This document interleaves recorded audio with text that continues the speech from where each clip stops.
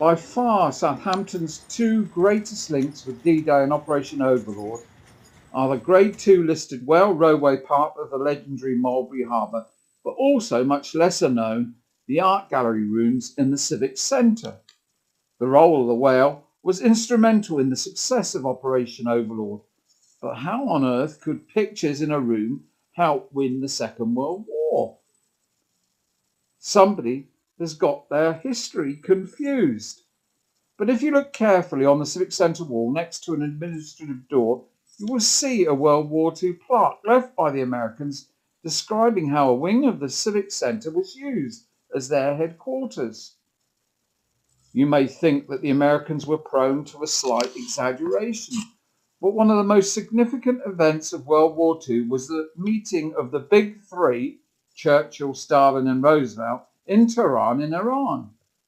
The most important item on the agenda was where should America concentrate its resources. They were forced to join the war after the attack on Pearl Harbor, when Germany used the opportunity to also declare war on the United States of America. The obvious choice at the conference was to fight Japan first, but President Roosevelt had a soft spot for the United Kingdom and Churchill, and decided to focus instead on the war in Europe. But still, that has nothing to do with Southampton. Yet if you read the plaque, you will see how the USA chose Southampton as their principal port, and the art gallery rooms were their actual headquarters on D-Day and for the rest of the war, with war brides embarking for the United States at the end of the war. Yet nobody can prove that the art gallery rooms were the actual headquarters, can they? Well, thankfully, if you go up the stairs to the rooms, there is another plaque above the doorway which says exactly that.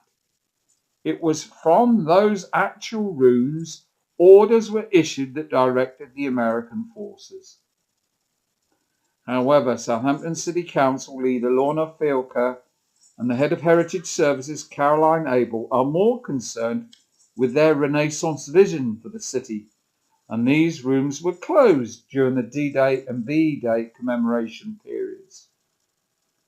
Without the Americans, there could be no Second Front or D-Day, and at the time the contribution to the revival of the town following the Blitz was recognised when they were awarded the Freedom of Southampton.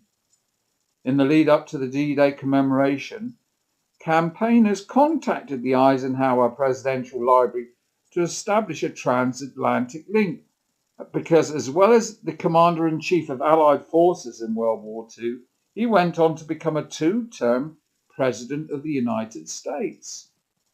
Southampton City Council rejected this idea, and the link with the greatest ally of World War II has been completely left out of the VE Day celebration.